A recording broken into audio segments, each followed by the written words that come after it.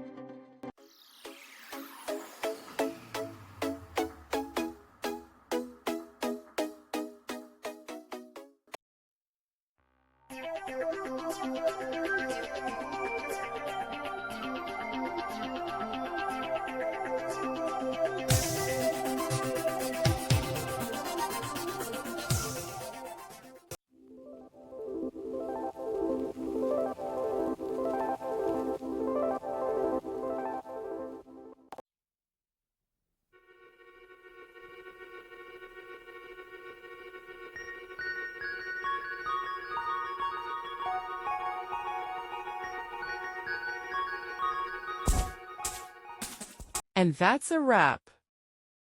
I hope you found the answer you were looking for. If you did, take a second to hit that subscribe button. It really helps out. And let me know in the comments which solution worked best for you. See you next time in the debug zone.